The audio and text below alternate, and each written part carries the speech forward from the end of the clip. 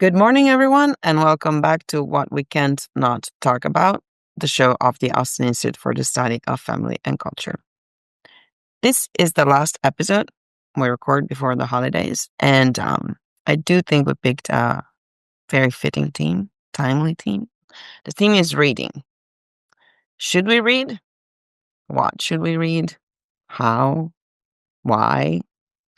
And I think that the theme is fitting because at least some of us will have some time to waste. Probably not the mothers of 4 kids, but there aren't that many based on numbers. So probably a bunch of us will have some time to waste.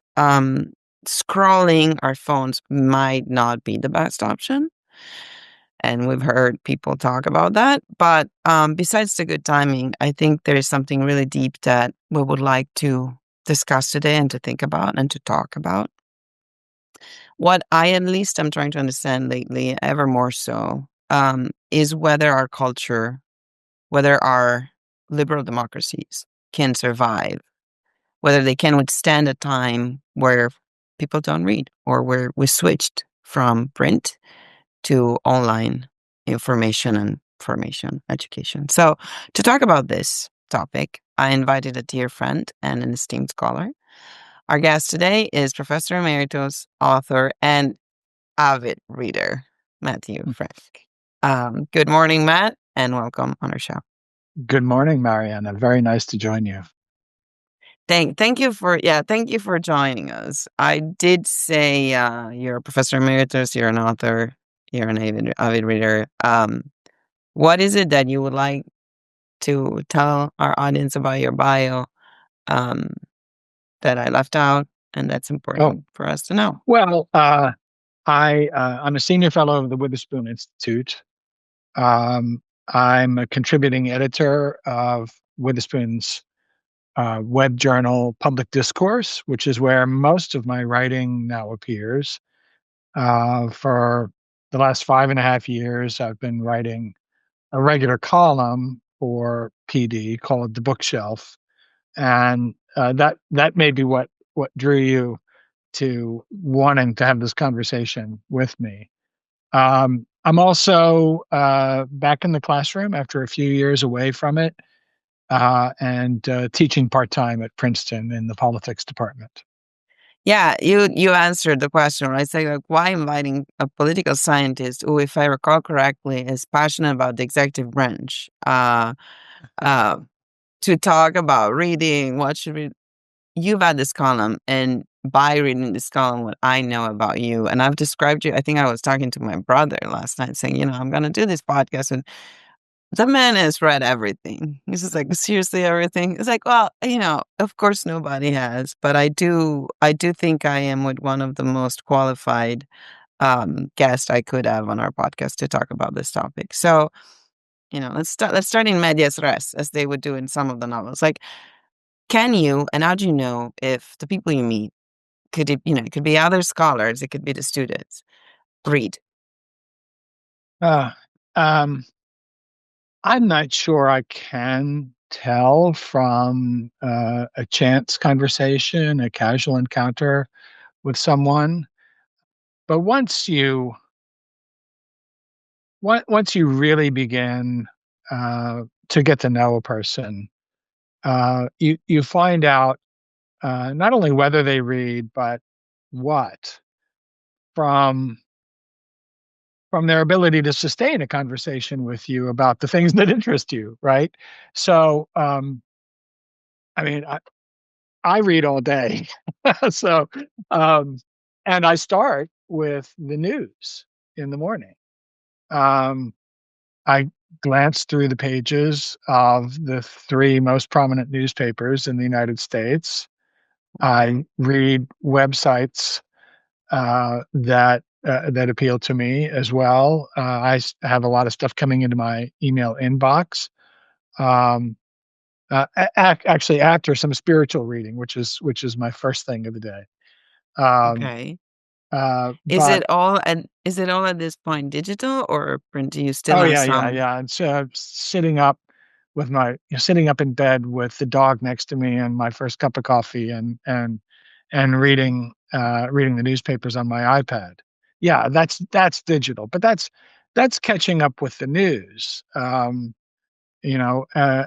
little later in the morning, after a workout and some breakfast, I'll try to catch up on my correspondence. So I find myself, reading other people's emails and responding to them. Um, I do a little editing work. I'm copy editor for Public Discourse. I do some freelance copy editing for a magazine as well. So lots and lots of reading. I mean, just about every thing that comes out at Public Discourse 5 days a week crosses my desk first. So I'm reading all of that content for editing purposes. I'm reading for what I'm teaching. Um, I'm reading for my scholarship. These are the phases of the day. So like Yeah, yeah, yeah. by late afternoon, I'm moving away from the desk and to the sofa to read something else, something that's related to my intellectual interests. At the end of the day, I'm reading a novel. Since I was able to read, I've had a book on my nightstand, and it's always been something completely unrelated to school or work or scholarship. Um, so, so I'm reading all the time, from the news to work of various kinds to leisure reading, uh, and when you're talking with people, you can tell whether they're keeping up, right? First of all, keeping up with the events of the day, Yeah. and the real stories behind the surface of what's happening. Um, and then as I'm talking to students, of course, uh, you've taught students, you're teaching now. You can tell if they've done the reading because they can keep up in discussion of the course materials or not. You're doing seminars at the Austen Institute. You're asking young people to take on reading that's not required for their courses, but they Yeah. but they but they ask to be part of this, right? So they're probably keeping up, and that's great. I mean, yeah, sometimes very last minute, Yeah, skimming through. sometimes very last minute. Yeah, yeah, and you can get them to fess up to that too. So, Yeah. um, It shapes your vocabulary, it shapes your imagination. It's not only the information, right? But it's the ability to, no, what I'm thinking a lot is that I can recognize students that have they read throughout the day and in the past, because the way let me use the word judge, like the way evaluate, let's say, instead of judging, but the opinions they have about the people around them are very often informed also from what they've learned from character in books, right? So the fact that the bad character could have a redemptive moment and somehow they can see it in, the friend that is annoying or wants all the attention on himself, or somehow I think it leads to be a little more charitable in them. Um, sure. I don't know if Yeah. that's always true. You do mention, though, there are a couple of things that you mentioned here that I think are really interesting. So, keeping up with the news, and you said reading three of the main. I think you've talked about this in one of your column about the importance of not reading only the things that you already agree with, right? So, let's say, can I? Absolutely. Yeah, Yeah. So, I'm politically conservative, and I subscribe to a number of conservative magazines and websites that have paywalls. Um, but I'm also, regularly looking at the New York Times, the Washington Post, the Atlantic, the New York Review of Books. Um, so, and there's so much now. Of course, the proliferation of online publications, of Substack columnists. Um, there's always stuff that I'm not looking at that I think, oh, I could have, or someone sends me a link, and the piece that they want me to read is behind a paywall, and I say, well, for this one thing, am I going to Am I going to subscribe to this? No, if it doesn't interest me enough to bug my friend who sent it to me to send me, like the full The text or PDF. a gift Yeah, or a yeah. gift or a gift link that punctures the paywall, I just close it and move on. Because there is, there is plenty out there and more than ever, proliferating all the time. Let's say on this news side, which is completely different from the fiction one that I want to address, but probably it's Yeah, also very helpful around Christmas time, like a lot of families of people that think differently from each other. And they need to have conversations about what they think. I know that, one of the rules is that don't talk about politics, but it's kind of difficult today, right? Like it almost is. everything is affected by our views. And now we talk about viewpoint diversity here. You've done it also in your articles for public discourse. The whole Witherspoon Institute mission and ours here is the idea of truth seeking, right? And you can only do Right. truth seeking if you give your opponent the benefit of the doubt and think that he might be right and you may be wrong. So there's always, right, this need of, now, how do you actually do it though? When, okay, you open the New York Times, it's like there's some outrageous statement to start with, or like something you just like, is it something that we learn by doing? Is what would be a recommendation to actually be able to listen to the other side?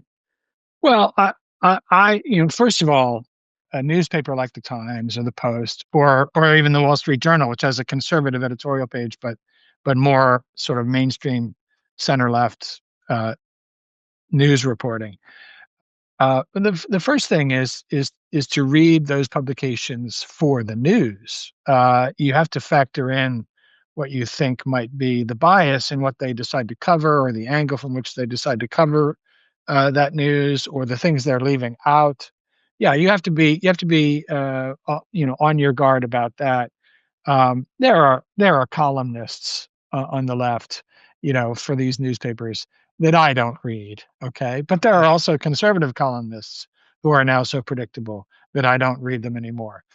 I read these major newspapers for the news content, and I know that they're going to report. They're all renowned journalistic enterprises, still very good at their jobs, um, with all the caveats about what they leave out, what they decide to focus on, the angle they take. Yeah.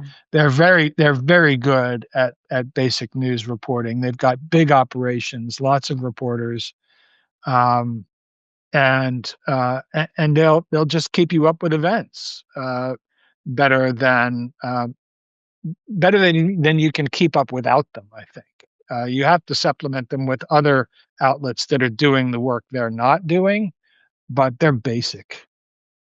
What I wanted to say is this, like you talked about your life being reading all day, basically. I can say, mine is kind of similar. Now, of course, I you beat me by far, but you're also, part of your profession associated to it, right? Like you're an editor and you're a professor.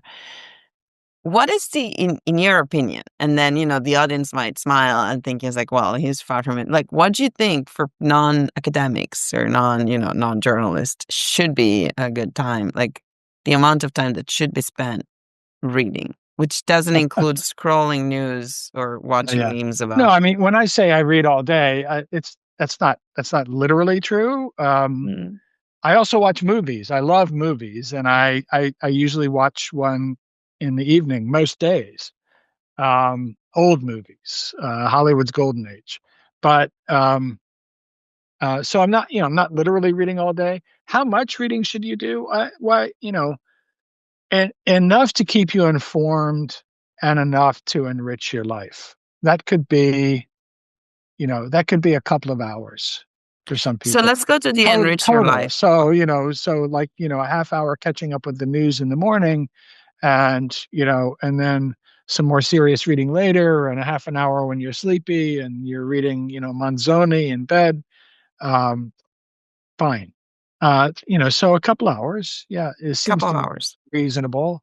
Yeah, And I if would that bet means that that, the audience will feel that like 90% of the audience will say they do not meet that bar. Look, I mean, people have other things they need to be doing. They're working, they're raising families. Um, Reading is part of my work, so this is easy for me. And I don't Okay, have let the, me try. and This is I'm not not raising you. children. No, and this is not you Yeah, doing it. I'm the one who's the host of the show, and I'm gonna challenge the audience. sure. I know, unfortunately, because of the work we do, we know how many kids are born and how many people are busy raising children. Also, we know how many hours per day people are working. So the question to them is like, are you really too busy Yeah, working or raising children not to read? I think the choice is different. I think ever after the TV, and not just with social media, and we can talk about my hero Neil Postman soon, but there's been a switch in the mentality, which I think my generation absolutely had. Reading books is boring.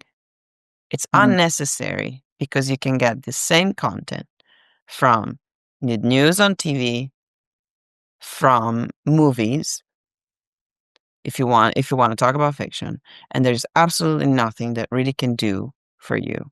And now you add the excuse of people that would say, well, I've been reading all day because we work through screens, even if we're in sales, right? Like you don't right. go from one shop to another trying to sell your, what you do, but so I think that the conversation we need to have here, and that's mainly why I invited you, is like, what's great about reading that we cannot get somewhere else? Uh, So having used, uh, and having used the word great, we can talk about what are called the great books that are, you know, yeah. so talked about, and yeah.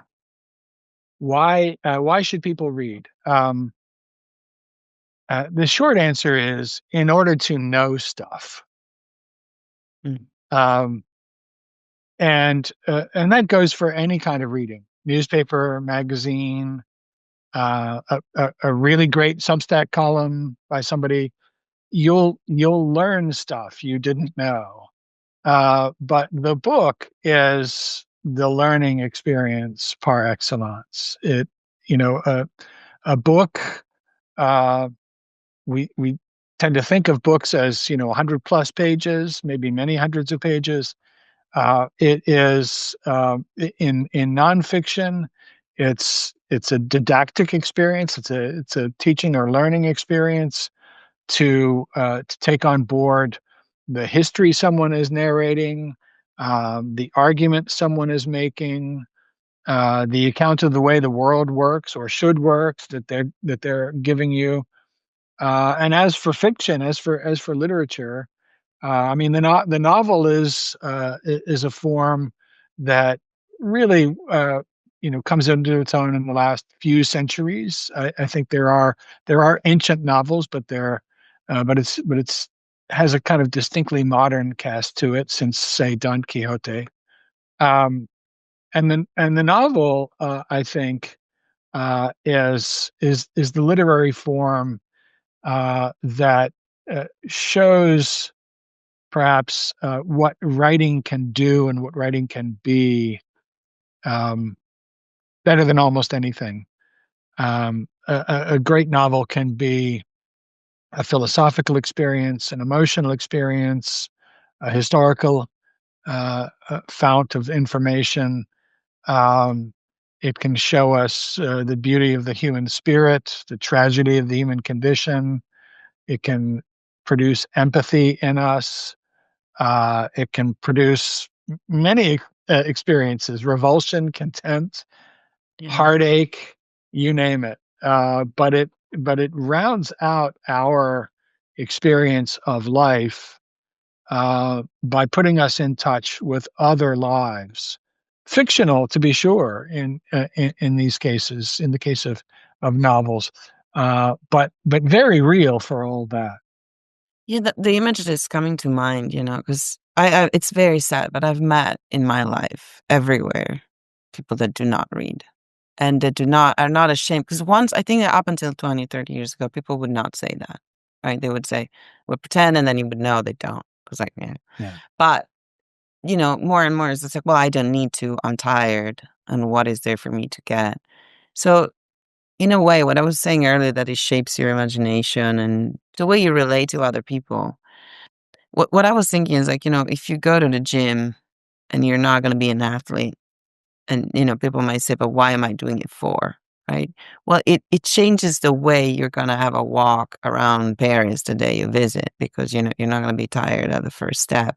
So maybe, what we could say, what comes to mind to me to say when we're talking about fiction, um, is that it does build some muscles for you to live your life Yes. with, having characters in mind, the person you do not want to become, and here it's funny that the characters that come to mind are from Jane Austen, because I'm not a fan. I understand she's great, but like I don't qualify as like All the, right. I you know, see my work is cut out for me. Yes. yeah, exactly, all right.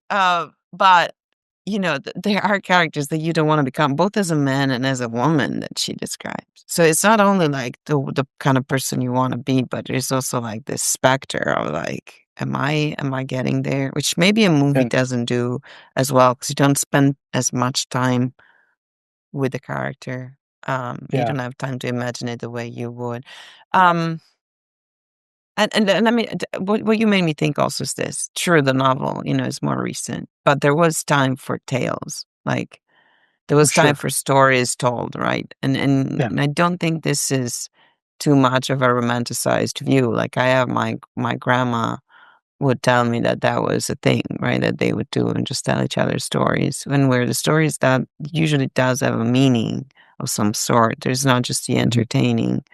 Um, so maybe a lot of the confusion of why reading is still important is that people have confused everything, including information and entertainment, and that's where my hero nil book, Yes, and right? right, and stories, while while they can be mere entertainment, can be much more than that. The Bible is a set of stories.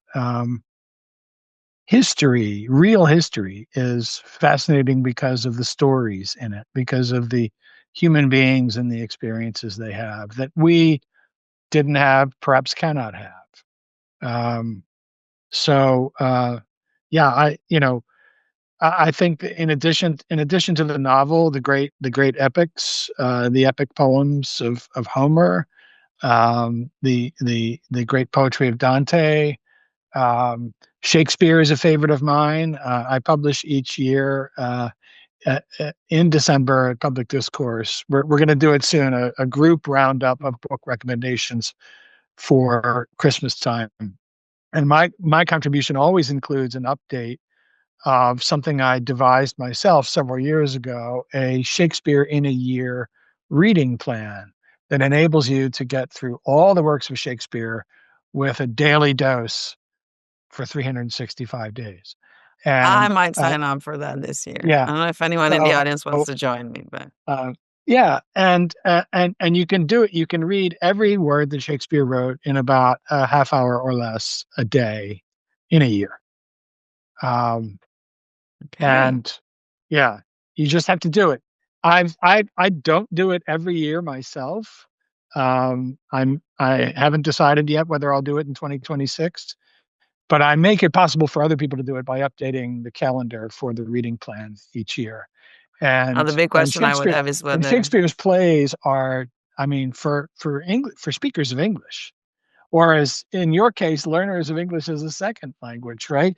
It is um, it is this amazing gold mine of what is now the standard modern vocabulary in the English language. Shakespeare literally invented thousands of words that are now part of our language, and our vocabulary is chock full of tags and metaphors and turns of phrase that we owe to him. would you give me an example? Is it too much? Um, that's full of sound and fury. A, um, a tale told by an idiot signifying nothing. Macbeth. That's just sound and fury, we say, of an argument that makes no sense. Yeah. Uh, when we say that, we're not always finishing the rest of the line, which is that the thing that is mere sound and fury is a tale told by an idiot signifying nothing. Yeah. So Wait, William Faulkner in the 20th century wrote a novel titled The Sound and the Fury. And it is literally a tale told by an idiot. That is, someone with limited mental capacity is the first person narrator of the story. I'm thinking of the much ado about nothing, that you might find yourself saying Yeah, here that's and there. right. Yeah. We use that expression all the time. That's the title of one of his plays. Sure. Yeah. I am, I'm considering whether I should read it, try to read it in English, but I also have this thing like when people read Dante does the same right to our language. Like there are words created by him, expressions, metaphors. Um, the name of a character described by him would tell the listener what you're referring, like what you mean. Sure. But I'm always doubting whether people should. I mean, of course, you have to really translate it. I'm not asking everyone to learn Italian, but there is always something lost Yes. when there's supposed to be a metric and a sound, right? And the kind of vowels that are prevalent in that line, are gonna make the sound of that sentence, different No, I agree. from another. And I a few years ago I devoted one of my columns to the subject of translation. And I feel this deficiency in myself very keenly that I'm basically monolingual. Many years ago, I studied at different times 3 different languages, German, Latin, and French in that order. And my ability in each of those languages is so decayed that I would not pick up uh, you know something. I would not try to read Moliere in French. I'll rely on Richard Wilbur's translations.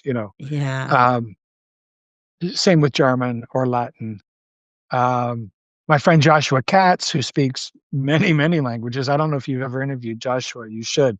Not Um, yet. I will. I will. He yeah, is definitely there Joshua is a can. linguist with who can read upwards of 40 languages, I believe, um, and he is a teacher of classics among other things.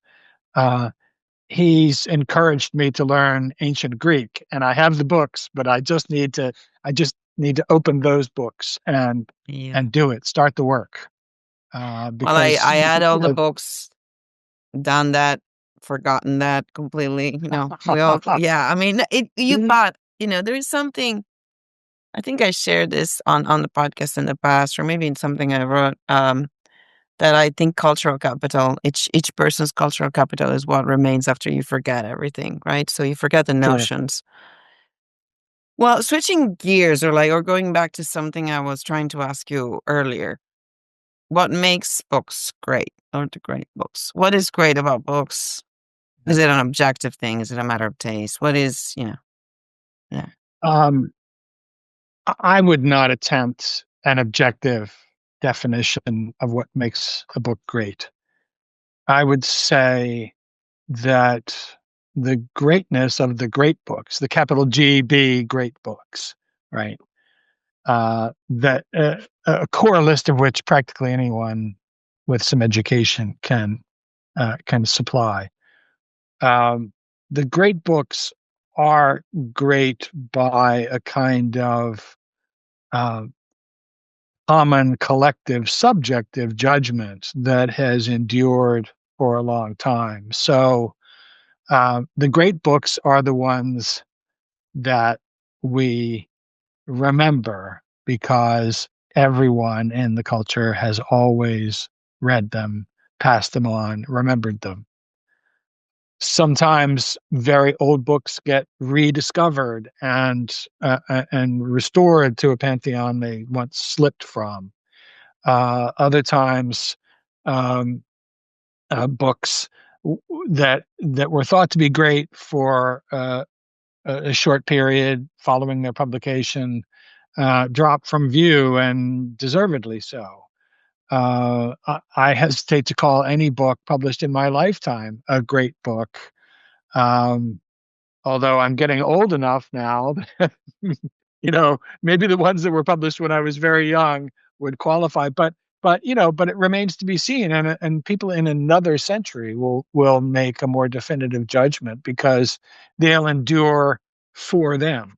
So I was reminded by something I came across on the internet just recently, probably on X, Twitter, that in 1851, when Herman Melville published Moby Dick, it was a flop, and he just about decided to give up writing and go do something else. In fact, he had to do something else because it didn't make him any money, Yeah. right?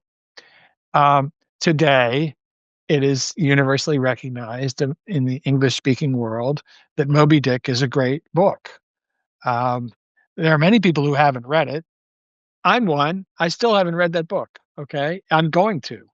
Um, there are people who are dead set against ever reading it. Oh my gosh. You want me to read, some novel about a crazy ship's captain who chases a whale for years and years, and it all takes place, at sea on this whaling vessel? No, thanks. Um, but Melville's novel was rediscovered or discovered for the first time, right? And very quickly sort of entered the pantheon of the great books. Okay, so we are not going to name names and say what the great books are. And I agree with you. There are too many. Yes. Recently I was preparing for a brief talk and I reread The Laws by Plato.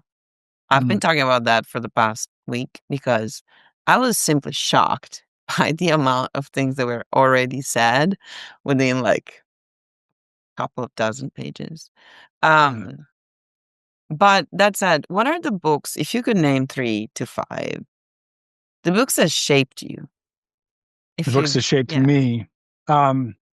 Well, like a lot of young people, when I arrived in college, I was fairly unformed. I was a reader. I was willing to read. Uh, but two books that were profound for me from my first serious encounter with them, and that have remained important for me ever since as a teacher as well, were the Federalist Papers and Plato's Republic. Um, those are the works, parts of the Federalist. I did a review of a book about the Federalist over the past summer, and I confessed in that review that although I had been introduced to the Federalist as a college student, it was many years later as a teacher before I read all 85 of the essays, let alone taught them. And in fact, I read them for the first time end to end while teaching them as a way to make myself do it, right, with Mhm. my students. Uh, but the great 2 dozen of the Federalist Papers have been my go-to texts for everything from introduction to American government to upper level work in the study of the Constitution and American political thought since the 1970s when I first encountered them as a college student.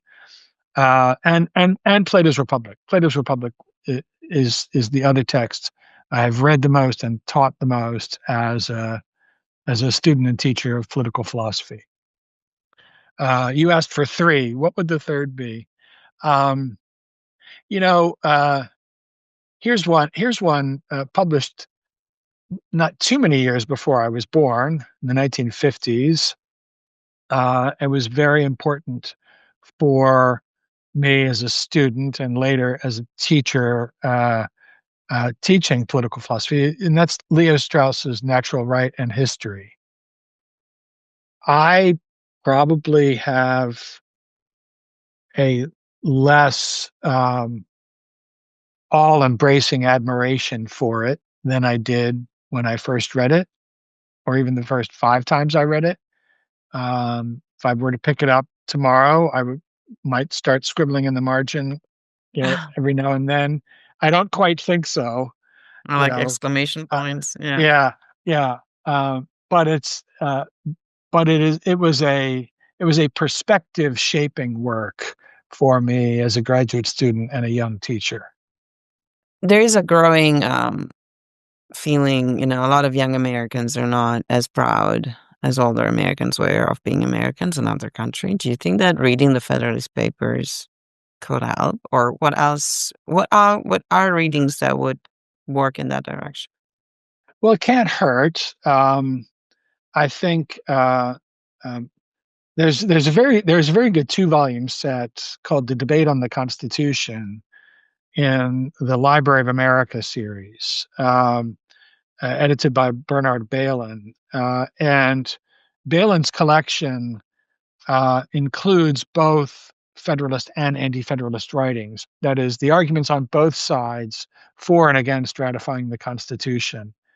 Um, that's a terrific resource. Herbert Storing's uh, paperback, The Essential Anti-Federalist, is a good companion for the Federalist Papers. But I think to um, to to look at those primary sources from the arguably the most important political debate in the history of our country, the debate over the Constitution, which was all about what it meant, what this very innovative political document meant, and what it, how it would solve the country's problems, and what kind of future it mapped out for the country. To confront those arguments on either side is a terrific way to educate oneself seriously about our political order's principles. I I I never insist that my students become uh, attached to the principles of the American political order. It is entirely their option, their choice, to reject those principles, to to be pre-liberals, post-liberals, Marxists, whatever they want to be. Um, but they do have to, in order to satisfy me as their teacher, they do have to grapple firsthand with the arguments of the founders of this country.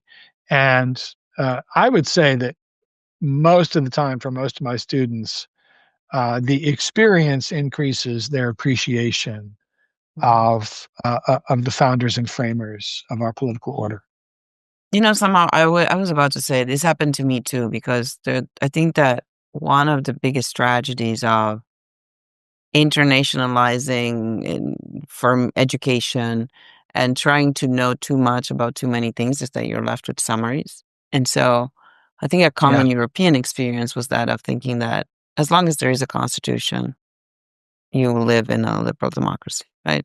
So, and of course, you could tell the difference between some more, but there wasn't, at least on my end, the understanding of the greatness of that debate and of what, the American experiment was and still is, until I really read the papers and realized what Yes. they were discussing then and there. So there wasn't, right, a state giving some rights out to some citizens, like, okay, you're no more subjects anymore, you have some rights. There was something completely different was happening. And still the relevance of what happened is, for today's choices that would make in politics today. Now, okay, so your main books seem to be all nonfiction, which is interesting, because I thought you would have given me some fiction books. I know that a Yeah. favorite of yours is also my dad's favorite book, and it's The Count of Monte Cristo. Oh yeah. Yeah. No, Yeah. that's I yes. And I have a prized copy of it in 4 volumes in green leather from the 1890s. Um, and that is the copy I discovered in my grandmother's home as a boy. I'm about 14, which is like the prime age to read that book the first time, right? It's such a great ride, such a great adventure. And I have reread it. I no longer crack open that copy because I don't want to Yeah. wear it out till the covers come off. Um, but but that translation, it's an uncredited translation. It was published in the United States by Little Brown in Boston in the 1890s.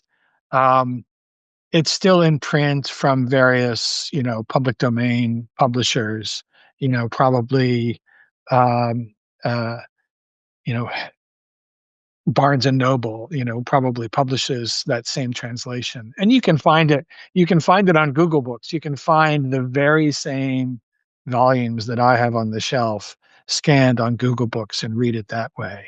Uh, But yeah, that's a tremendous novel. And I did not enjoy Give me I two did more. not enjoy the modern translation that I recently, read several years ago. I thought, no, I'm going back to the old one. Yeah. Let's do this instead. I was about to ask you for two more books, but let's do this. Since it's the holidays and some people will have time to read, Yeah. I want to go with the fiction recommendation. And because you're great at this, you have this column on PD. I've used your recommendations a lot for movies too, because I Hmm. love what good old Western movies. I love movies, but I would say let's give some recommendations on what to read during the holidays to our audience. And so, but changing like, okay, let's start with young college men. What should they read? Young college men. Yeah. They should read Jane Austen. Whoa, the man should. Okay. Men should. Yeah. Yeah. Um, for one thing, they'll come to understand women a lot better, which men should want to do. Right? They should want to understand women better.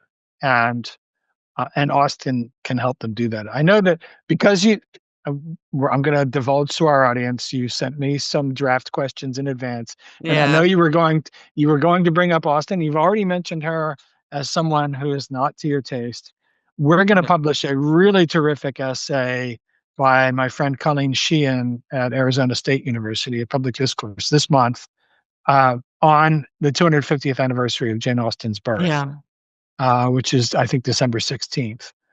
Um, and Colleen makes a very strong case that Austen is wise, right? That she is a teacher of the virtues, that she understands human character um, extremely well, better than the average novelist. And uh, you said that I think you suggested earlier, Mariana, that there are some characters in Austen that you don't admire.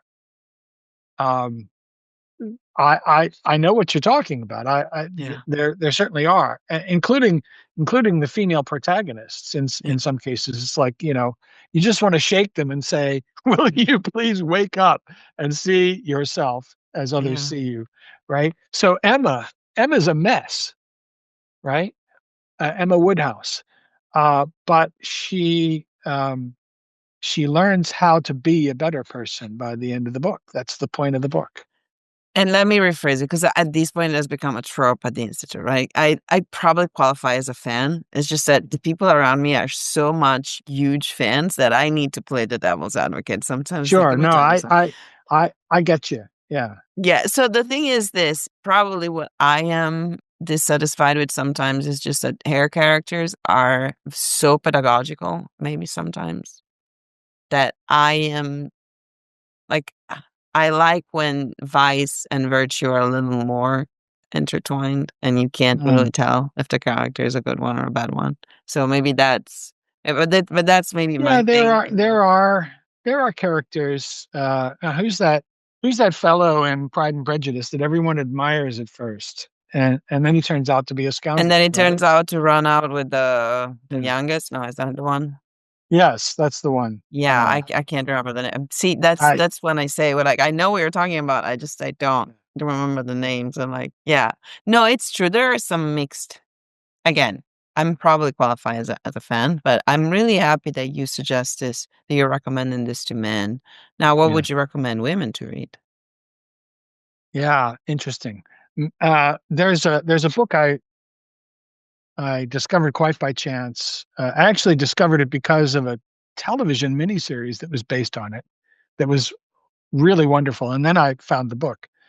Um, it's the Fortunes of War cycle by a British writer named Olivia Manning. It's highly autobiographical, but it follows a young couple through World War II, a young British couple who are first trapped in the Balkans. It's actually a cycle of six novels, but it's published in two volumes: the Balkan trilogy and the Levant trilogy. I mentioned these books in one of my columns a few years ago. Um, really, really wonderful portraits of a marriage that is far from perfect. And I think it's a book, although the writer is a woman, I think it's a book that men are more disposed to read because of its setting. The second trilogy, the Levant trilogy in particular, has been praised by military historians for having one of the most harrowing and accurate descriptions of what battlefield conditions felt like to a human being experiencing them, a soldier experiencing them in the North African campaign. Um, but I think the sensitivity Manning brings to the characters of both sexes, including the young woman based on herself, who is a far from perfect character. I think it's an enormously instructive book, set of books. Okay, so I've already said I'm gonna sign up with the Shakespeare thing, but I'm pretty convinced I'm gonna buy these books now, and so I'd welcome other ladies, maybe mainly in the audience, to join me for that, and then we can have some discussion groups at the Austen Institute. The Fortunes of War, right? The Fortunes of War. It's you'll find them in print under the titles of the two trilogies in two paperbacks. The Balkan trilogy and the Levant trilogy, and the author is Olivia Manning, Manning. Yeah, tremendous. And Okay. it was made into a BBC miniseries years ago, I think in the early 90s, with Kenneth Branagh and Emma Thompson. And Whoa. it was actually the Okay. first it was Mhm. actually the first thing I saw the two of them in. And before their film careers, they did Did you ever watch? Sorry, this is unrelated, but I wanted to talk about the great movies. Did you ever watch Peter's Friends? Peter's Friends. No, I don't know that movie. Okay, tonight that's your movie for tonight. It's with Emma Yeah. Thompson, Kenneth Branagh, Hugh Laurie, and Stephen Fry, and Oh it's wow. very few people know about it. I think it's brilliant. Well, it's a great cast. Yeah. I don't know if it's rated, and I should be careful. It's like, well, parents, if you're watching, if you're listening to this, like, Yeah. watch it first before you show it to your kids. It's pretty intense, but definitely a great Okay. movie to watch. I'll check it Okay, out. there's one thing that I wanted to mention. It's also related to your recent experiences losing your wife, which Yeah. is the reading together. I know that's something you did for her. I did mention it in something I wrote because I found it beautiful. But Yeah, I you think wrote that for us here at Public Discourse. Yeah. one of the reason I found it beautiful, though, is that it is something that my family did for a while, like reading, because reading could be, and this was, before smartphones, so before everyone was isolated and just it was assumed that you were out together, but everyone was on their phone. Right. Um, Reading was also sometimes isolating, right? It's like you were reading, but you're not reading the same thing, and then maybe the other person is not reading in that moment. And like so, my mom was insistent that we would, read in turns and like share what one of us was reading, and not necessarily from the beginning, but like now. Do you think we could bring back that? First of all, like, what was their experience for you? Was that something you had done in the past? Was that something you only did? It was it was not something I had done in the past. I mean, I was read to as a child. I remember an elementary school teacher reading The Hobbit to our class, and that was my introduction to Tolkien. Um, I know some young parents who read Tolkien and Lewis and other writers of that kind to their young children, and I think that's a great thing. But no, it was not something that we did. We generally curled up with our different books in the evening. Gwen, my wife, was very into audiobooks, but that was because she was an inveterate crocheter, and she always had her hands busy with her yarn and her crochet hook. She made many, many things by crochet. So she often had her earbuds plugged in, listening often to murder mysteries. I mentioned in my most recent column that she devoured mysteries by the score. But when she became ill and lost the ability to read, and it was a cognitive uh, issue. Gwen died of a form of dementia. Um, she also lost uh, the ability to manipulate the devices that would have played audiobooks for her. So I just began to read to her, and it was a regular part of our day for about a half an hour or more. But I would try to get through a chapter if it was fairly bite sized. But I read all of Austen's works to her. I read the Bronte sisters to her. I read her a little Dickens. Um, and then, perhaps selfishly on my part, because I enjoy them so much, uh, I I began to read her P.G. Wodehouse. I don't know if your viewers I are, am. are Yeah, I've familiar met with, enough yeah, yeah, Americans to know about Beatitudes. yeah. I didn't know So before. Wodehouse is a comic writer, an Englishman of the 20th century. He wrote upwards of 90 books. I have them all. Um, and and I had begun myself before this to read from the beginning of his career, read the books in chronological order. And so I Mm. picked up, what's the next Wodehouse book I need to read, and I just started to read it to Gwen. And I ultimately read approximately 40 of his books to her. Um, Are you done with them now? no, no, I'm not. Mm. Not all 90 plus. No, I'm. Okay. He wrote. He wrote right into the early 1970s, and I'm stuck in the mid 50s somewhere. So Could I've you tell got us more about him 20. as an author? Yeah. If you search public discourse under my writings, you'll find Yeah. I wrote an early column about him. He Woodhouse was, I think, unique among British comic writers of the 20th century for having this unrivaled gift uh, for intricately plotted light comedy, comedy of the often of love stories. I likened him to Austen, actually. It's like if Austen had come back, as a kind of droll 20th century Englishman with a public school education, and had begun to write novels and stories intended to make people roar with laughter, she'd have been Wodehouse. They have a similar gift with the language. No one could turn a sentence uh, like Wodehouse. He's acknowledged among English writers to this day as a master prose stylist. Evelyn Waugh admired him hugely. George Mm. Orwell admired him grudgingly. Um, and he's he's he's Wait, just grudgingly? extraordinary. Why? Did Orwell not like him? Um, well, Orwell regarded uh, Wodehouse, I think, uh, as representing a class he disapproved of. Mm. Um, Okay. Orwell thought of himself as a spokesman for ordinary Englishmen of the working class. He was a democratic Mm. socialist.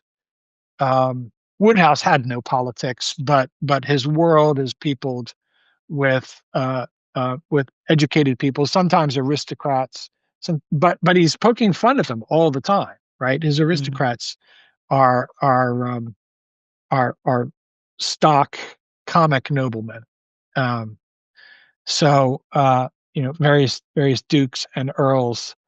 Uh, the Earl of Emsworth, he was this incredible fuddy-duddy who putters around his rose garden and raises pigs. He enters in the agricultural fair, um, and he's just sort of a scatterbrained fool. So So Wodehouse is not, he's not a great champion of the aristocrats, but he depicts a world that treats them rather gently. Yeah, Um, yeah. yeah. And maybe He Orwell was also also he tired of also the. got it. He also got in big trouble during World War II, and I tell that story in the column I wrote about him. It's not neither here nor there for his reputation today as a writer. Okay, Yeah, okay. yeah, Well, then that would encourage people that are curious, like we're creating some interest. Like, I've always associated him. I don't know why. When I think of him, that the other two people that come to mind for me are Chesterton on the one end and Churchill. I don't know why Churchill, but maybe because the jokes that have been, traditionally that have been told to me is like said, but like meant things said by Churchill at some gatherings or like things, the sentences he would be famous of. I don't know. I think yeah. I It see it something. wouldn't surprise me at all if both Chesterton and Churchill were readers of law, um, whose career actually spanned their lifetimes and beyond. He lived to be a very old man, and he started writing at the very beginning of the 20th century and wrote for 70 years. Um, yeah, he once he once got off a great line at Chesterton's expense when some accident occurs that causes a great noise, and he describes his character as being startled uh, by what only could be described as the sound of G.K. Chesterton falling on a sheet of tin. Chesterton, of course, was a very large man. He was Yeah, famously yeah, fat. So this image of, and it can't just be a fat man falling on a sheet of tin. It has to be G.K. Chesterton, right? yeah. No, For the joke to work. Yeah, the okay. I will never get that. That makes me thinking like so many people are writing books. Like the sentence that I've been told way too many times. Like so many people write books, nobody reads them. To come up with images like that and like that's what I was saying earlier about shaping your imagination. Like yeah, what's the reference you're gonna use? What's the kind of yeah, and what's the anecdote you're gonna tell? The language you mentioned right from Shakespeare, like yeah, you notice those things and I wanna students think, oh nobody's gonna care if I read or not. I mean, are you kidding? Like the moment you make a joke and the person doesn't laugh or the way you write, right? So you're writing a legal brief and you're able to introduce something, a Shakespeare expression in your yeah, writing, and I'm sure artificial intelligence can do it, but probably, I love the way that you still put it in quotes because you're only sure about the adjective about the artificial intelligence that you're not really sure that the noun yeah, intelligence. yeah, But yeah, yeah. yeah, I wanted to close with like I think that and one suggestions we could give out like some something people can read to prepare for or to live Christmas properly? I guess uh, Dickens's Christmas Carol is very obvious. Um, I think it is known more widely than it's read, Mm, um, uh, because everyone has seen one or another film version of it. It may be Michael Caine with the Muppets. Um, it may be, Bill Murray and Scrooged. These are adaptations, or it may be one of the classic versions with Reginald Owen in the 30s or Alastair Sim in the 50s, both of which are very good. But uh, but read it, don't and I think, and let me circle back to reading aloud. I yeah, think I think a family practice of reading A Christmas Carol aloud would be really tremendous. It's not that long. It's really like a novella. Um, but one of the things I learned in those years of reading to Gwen, from reading Austen, Dickens, the Brontes, Wodehouse, is that one of the tests of good writing is how well, how smoothly it transitions to being heard, to being read aloud. Um, and if you're writing, especially if you're writing fiction, which I have never attempted since taking a course on writing short stories as an undergraduate. Um, uh, if you're writing, especially fiction, but not just that, read it aloud before you declare yourself satisfied with what you've written. Read it aloud and see what it communicates by voice and whether the sentences are smooth or lumpy, whether they're elegant or awkward. Um, and I think even if you're writing legal briefs, okay, Can I? Yeah, okay. Sorry, but I need to it say this. benefits I from think it them. applies to legal briefs because that's what my family used to do, and also the great lawyers of the past. It's my understanding. Right. Some of which, at least my parents knew, they would dictate whatever they were submitting. So, the secretary writes, but the person is thinking and speaking. But I think I would here, I don't know if you would agree, but even scholarly papers, Oh, yes. Absolutely scholarly papers. right? The best ones could be read aloud Yes. and probably understood without need. It requires a different, but like, I think there is something to what we're saying that maybe explains also why the switch from an oral tradition to the print was somehow less anthropologically grave as the one we had from the print to not to this random information, right? Yeah. Yeah. I think so. You know, here's another thing. This will bring us back to where you began our conversation. How can you tell whether someone is a reader? Ask them to read aloud. Ask students to read aloud. Their ability to convert words on a page into sounds in the air and preserve the sense of them, the rhythm of them, the meaning of them, the inflection and accent of them as they speak will be a good test of whether they are habitual readers, even just silently to themselves. Um, I've read things to students for years in the classroom and then asked them about them. I have sometimes asked them to read, and honestly, I can usually tell whether a student is a solid reader from how well he or she reads aloud. I can tell in church. I'm a lector at Yeah, my so it's, parish. yeah, exactly. The I'm a lector lectures. at my parish, and my late wife Gwen, who was a communication professor and taught public speaking, was such a great lector that people routinely thanked her for her reading after mass. Okay, um, but we have a number of good people, faithful members of the parish, who step up and volunteer to be lectors. But the quality of the lectures varies considerably.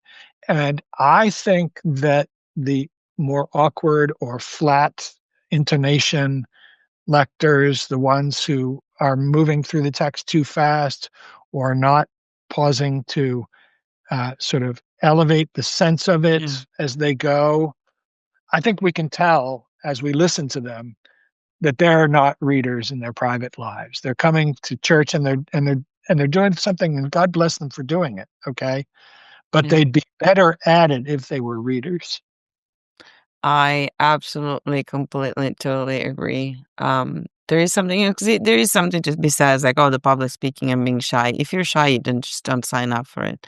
So if you do and you do not, yeah, but so if you do and you do not understand that this is a bad delivery, that means that this is the way you read it for yourself, which is very sad because it means you do not stop when there is a pause and that, and it's meant for you to think about what was just said. There are also some very funny lines sometimes in scriptures. Like what I was thinking about earlier, because I was thinking also the Bible, because you were saying it's full of stories.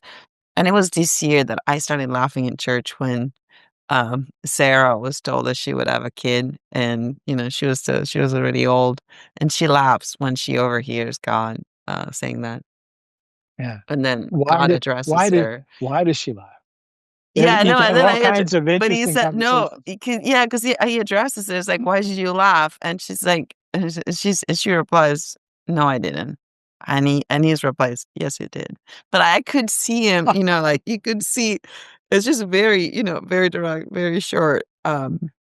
Yeah. So if anyone hears me or Matt laugh in church, it's not because we're making fun. It's just that the lecture is so good that he's finally, Yeah. transmitting what the story is supposed to be saying.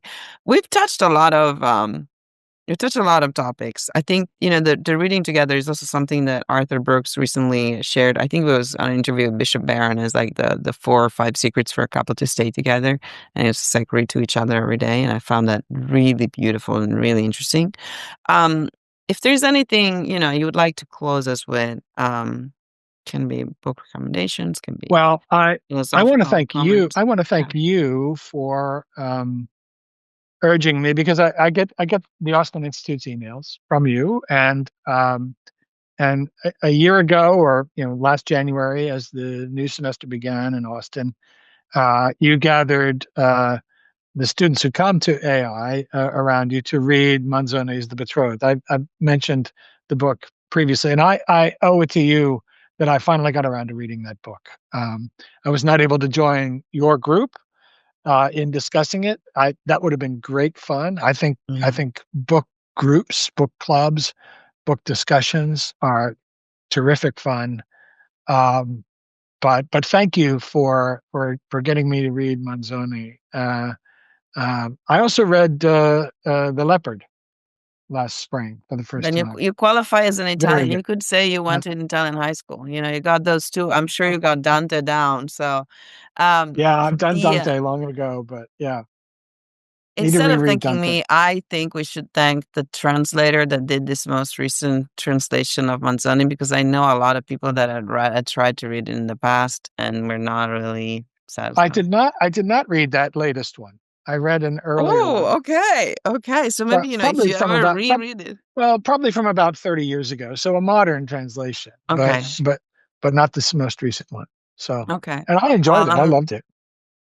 I'm really glad you did. I think there's a lot, when you describe the culture, I think that only people who have been raised, like, even if you don't read Manzoni, I think it's part of the identity of the culture is to think along those lines. And Yeah. one thing that I find particularly striking as an Italian characteristic is the comments in between the sentences where he's almost reflecting or inviting the reader to reflect on why certain people are behaving in a certain way, which I just think it has become part of the way we write and speak in journalism and TV and so it's definitely part of the culture. But that's also, I think, for anyone, we have a lot of students that are international, or that students that want to live in other places, and there's something about you want to live in Spain. The reading of the Don Quixote, the understanding a culture by the books it has produced is, I think, it's fundamental. Like Yeah. um you can't have a real communication with the people from, and same thing, you could argue with their music and their art. Um but today we're talking about reading and we're talking about books. So maybe I'll need to find someone else to talk about music and art for another episode. But for now, I do want to thank you, Matt, for joining us. I know you don't listen and you don't watch, but you don't listen to it, you I'm don't watch famously a curmudgeonly opponent of podcast culture, podcasts. but Good. I'm glad we had this conversation. It was good to be with you. Thank you. We look forward to having you in Austin. So whenever you want some Texas heat and escape from the cold of the Northeast, you're very welcome to visit All right. us. Thanks, Thank you, Marianna. Matt. Have a great holiday and best wishes for this holiday season to all our listeners. Thank you.